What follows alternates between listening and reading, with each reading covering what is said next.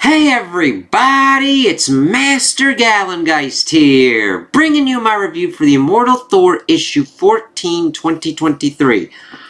Ah, yeah, even though there's some glare.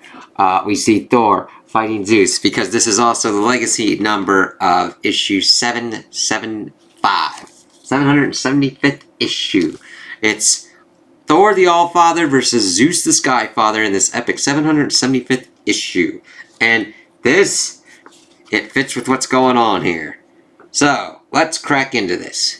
Then Zeus no longer held back his might, but straight his heart was filled with fury, and he showed forth all his strength. From heaven and from Olympus he came forthwith, hurling his lightning. The bolts flew thick and fast from his strong hand, the Theogony, Hesiod. So, we're getting a little bit of Greek in here today. This is a story of long ago and now, a story of dark fate. It began in the time of forming, when myths were etched in hot blood. He's eating them? Then when Thor's mother Gaia in the deep earth heard the entreaties of another child. You are responsible, mother. You placed the sickle in his hand and bade him castrate and kill his own father, great Uranus. And Uranus, with dying breath, made prophecy that my husband's child would take his life and steal his throne in turn. The seasons change. Uranus would not. Summer turns to autumn, winter to spring, and all things must live and grow or wither and die. So I decreed in primal time. So I decree now. This age of deathless gods is no exception. But my husband, his son and yours, wishes only to live, not to grow. Wishes only to live, not to grow. So now, each time I give birth, as we see them talking, and then shifting over to the craziness of what goes on within that, Cronus devours his children, which is a big thing in those kind of mythologies. You see them in all. This whole cycle of the parent god being afraid of being usurped by their children, and then in so doing devouring or doing unholy kind of things like stuffing the kids back into Gaia. So if the children are devoured at birth, what have you there, Rhea? A son I bore in secret, but I fear Cronus already suspects his existence. Wherever I hide the child, he will be hunted and swallowed alive. Not if you give him this, a stone? I have placed a measure of life in it. It will satisfy his dark hunger. I don't, your eyes. What of my true son? What of Zeus? He will remain with me. Give me the child, daughter. No, give me the child. And this is, of course, how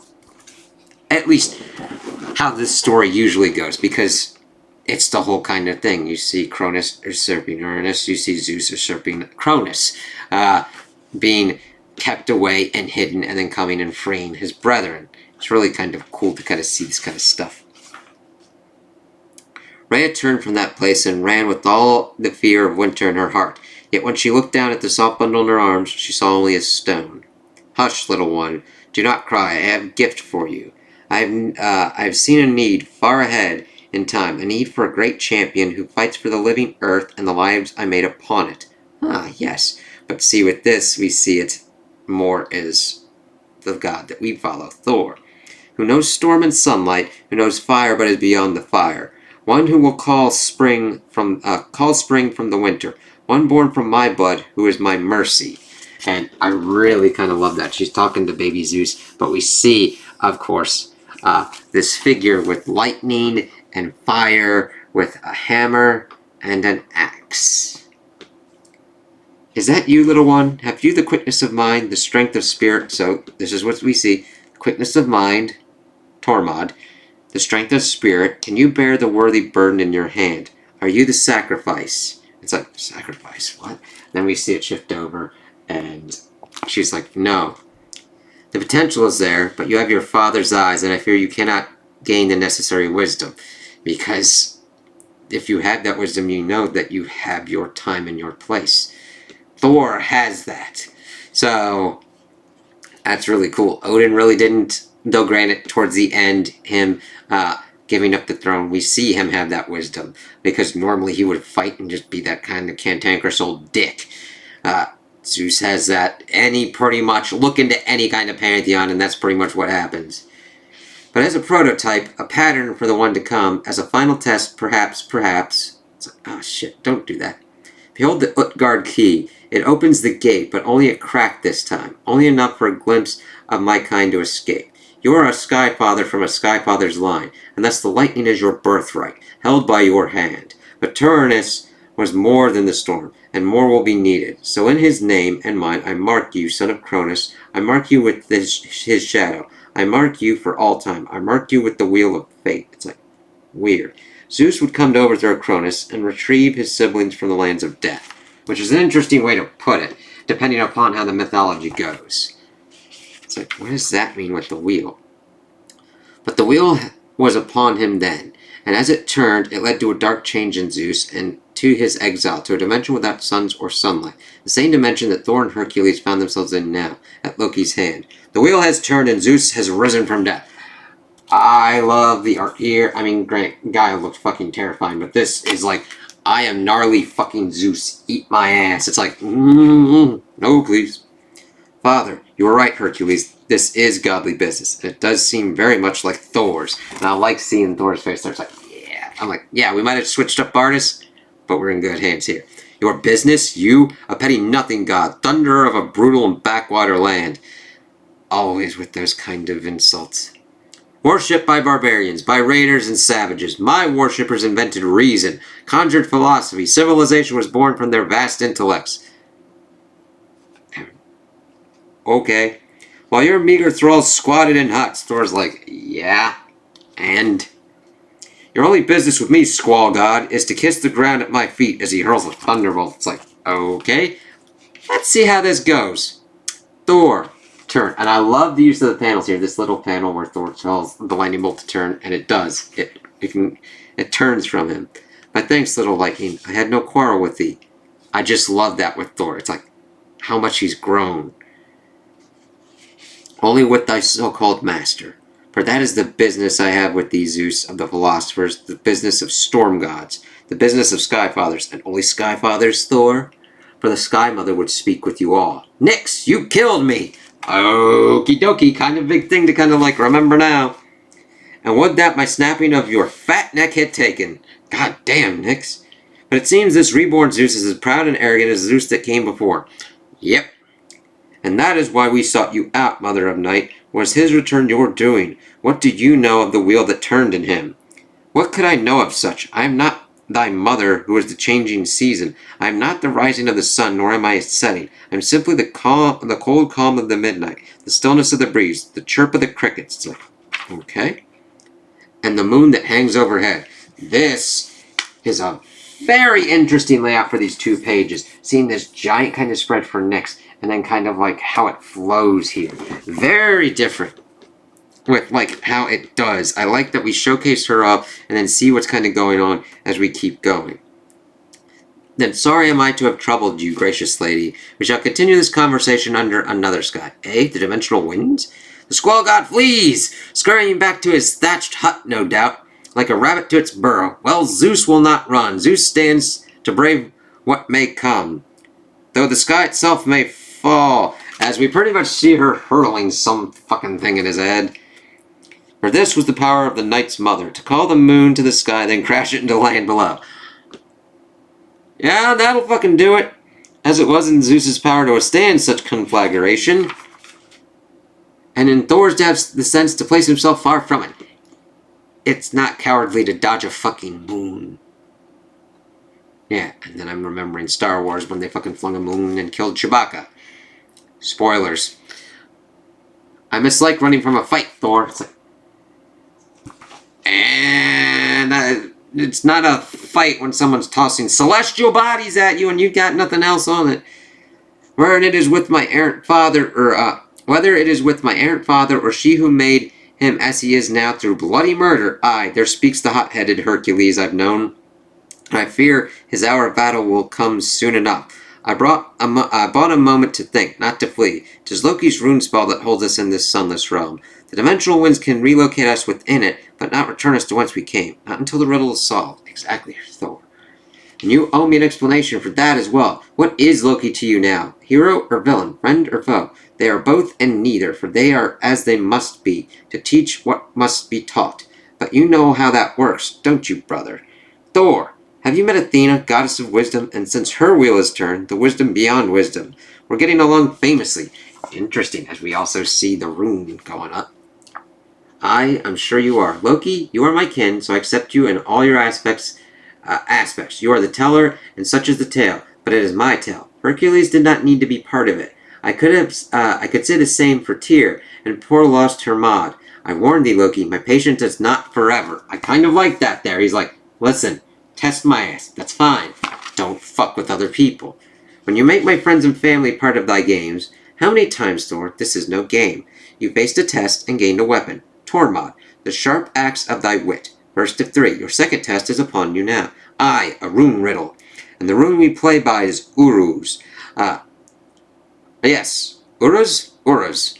Rune of endurance and tenacity, of courage against the odds, a rune of my name. What lesson would you have it teach me? Why couldn't we learn it at home? Understood Hercules. Because it is not his trial alone, brother, and some trials cannot be avoided. You speak true, daughter, for there is no escape from our power. It's like, oh, shit. And then we see Zeus and Nyx together, and it's fucking gnarly. I like the use of purple and blue there. Father, you and Nyx have reached an accord. She is a being of great power and great darkness, and the Zeus that was saw in her a being to be feared. I see a mirror. Together we shall raise a new race of deathless gods to conquer all that is. It's like, again, using your kids to do your own bidding. Fuck you, dude. So changed, it's so much the same, exactly. As all father, I have the power to officiate at weddings, but I assume that's not why you're here. Nice Thor joke there. The Sky Father's proposal intrigues me, and I have the power to free him from this dimension of exile. First I must free myself. And though Loki's rune seems a small trinket, it cages me all the same. A curiosity, not one I can allow. Prove your worth then, Zeus. Damn.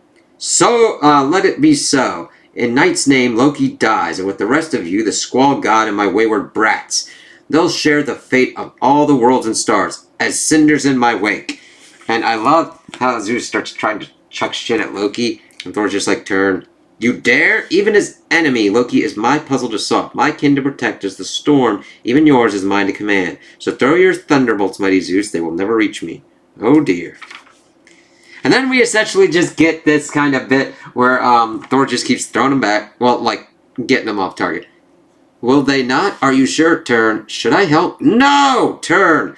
The next one, turn as well.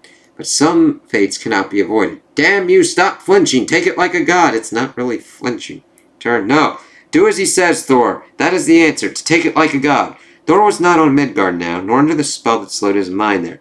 His wit was once more a keen and sharp blade. Thus, as he heard the words, of course, he cut to the core of their meaning. It's like, alright, let's see how this works out. And I'm fine with the kind of layout, and I kind of like that Thor's head kind of like splits it at the end there. Is that cheating? Just passing on my sister's wisdom, and I hope a correct reading of the rune. Some trials cannot be avoided forever. Aye, they must be endured, for enduring them, they give us deeper strength. So let me get in close. You had much to say of your worshippers, Zeus. I understand they were great wrestlers also. Would you demonstrate the art, as we pretty much get them wrestling and wrangling? You would lay your grubby, low-born hands on the father of Olympus? It only seals your doom. You could turn the lightning when I hurled it from afar, peasant god. But how will you deflect it now, when I summon it inside you? And then we see this full page, and then Hercules being like, I might have fucked up. And it's like, ah, shit, that's really kind of cool, showcasing Zeus's power and Thor being able to kind of handle it. Of course, I have been wrong before. As we actually then see Hercules dealing with kind of his part in the task, dealing with Nyx. It seems the Thunderer's time is done, Hercules, and yours as well. You think so, Nyx? You may be right, but stay your merciless hand for just a moment. Behold, Thor endures. This will not end, Thor. I will not stop until one of us is dead, and I would have it no other way. Let loose all thy power, Zeus. Though it sears me to the bone, I open myself to it. Insolent worm, you are in agony, yet you still defy me? So be it, god of the Norsemen. Go to your grave barrow with pride. He faces his test head on, as I would, and I must learn from him. I accept you, Nyx, and more than that, I forgive you. And it's very interesting. It's like, okay, let's see how this works. You forgive me? I dare anything. And what is the alternative, Queen of the Night? You and your children returned from death, and I have escaped Hades more than once myself. No matter who kills who, we'll be back. Are we then to fight one another to the end of time? Fine words. But I know thy deeds. You have allied with Thor, and thus with Loki, taking sides with the one who trapped me here. And look where you are trapped. No suns, no daylight, only night, stretching out forever. Is this not the home you've always sought, my lady? Is this not thy true place of power? And then seeing her realization of like, fuck, you're right. I never saw. Yes, I could build here. I could create temples to this stillness, make worlds in the dark, and people them with lovers and poets. No longer lesser to Zeus, nor even his equal, but beyond him entirely. What of vengeance, mother? What of brother Dolus, whose blood was shed? By you, Anger's child. Still, I could return him again. For perhaps there will be need of wrath, deceit, and despair in the universes I create. We shall see. Mother, no. And she pretty much flicks them away. It's like, God damn. For now, Hypnos, my dreamer, my truest child, return with Hercules. You will be my eyes and ears in the old world, as you command. Interesting. I'm glad that she's like, this could be a very good place for me. What about it, Loki? Ready to send us home? Because if not, well, I think Nyx outranks you now. It's not me. Uruz has power here, and it's not satisfied, for Thor's test has only begun. But he endures Zeus's lightning, does he? Watch. And I kind of like that at the top, and then we kind of go through the thing as we see, and it's all lightning and craziness. Curse you, Norsemen! You should be naught but an ember in the face of this power. You should be burning as fuel. A fitting analogy, Zeus. For one of us is fuel. I spoke earlier that we shared the business of Skyfathers, and the business of Skyfathers is power. Y'all power. You pour yours into me, as if I were not already the vessel for it. You have graciously given so much, Lord of Olympus. Now, give me the rest. No. I said give me the rest. Give me it all. And then we see Zeus just die because he's taken all of the power because he couldn't stop himself. But, well, I don't know if he's dead or if he's completely drained. This is a story of dark fate, a story of long ago. 'Tis done. The power of Zeus and the power of Odin. No, he's not dead. He's just very weakened as we see him just a shell of himself in one god. Thor, there's something new in your voice that I do not like. An echo of darkness, only begun. And now, you have nothing to fear, Hercules. You surely will understand. I see it so clearly. What, Thor, what do you see?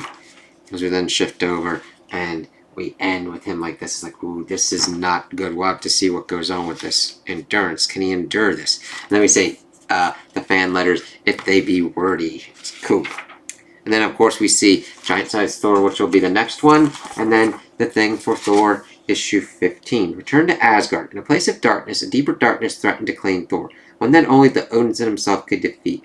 And back in the sunshine of Asgard, the Enchantress waited to discuss what Thor owed her and what she held over him. This is the story of the immortal Thor and of the responsibility of power. On sale September 4th. On sale August 21st. Ooh. So, definitely looking forward to those. I really liked this issue because we got into what the objectives were. I did like Loki kind of teaming up with Athena, and essentially this being a double trial for Thor and Hercules. Hercules forgiving Nyx and showing her the place that they are actually trapped is actually a place that she could do universes and people and be herself, not having to contend with Zeus and his tyrannical ways. Zeus just being like, I shall prove myself superior, and trying to take on Thor, and at first Thor just commanding the lightning away because he had no quarrel with it. And then the rune of endurance to see what he could endure. But there are many different types of endurances. There's combat, which is the first kind of one which you would think, okay, I can endure all kinds of physical strain. But this might be more of a mental strain, an endurance of spirit. Can he wield all of this power, of the power of Odin, of the power of Thor, of the power of Zeus, all at once? And what can he see? I don't like that his speech bubbles changed to what we saw like this. We'll have to see what goes on. And I love the little bit of what we saw, the fusing of what we've seen with Gaia's whole thing with the Demiurge and how it ties in with the Greek mythology, and how we got that little bit there where even if you're not really that familiar, you get enough to understand what's going on. I just really enjoyed this and can't wait to see what happens next. Especially to see what the favor was with Thor and Hercules, and then to see what we're going to have happening with the Enchantress and what her objectives are with the spell that could be different than Scourge's. So those are my opinions on the issue. Tell me what you guys think in the comments below. If you liked it, if you didn't like it, if you agree with me, if you disagree with me. Also like and subscribe, and I hope you have a good day.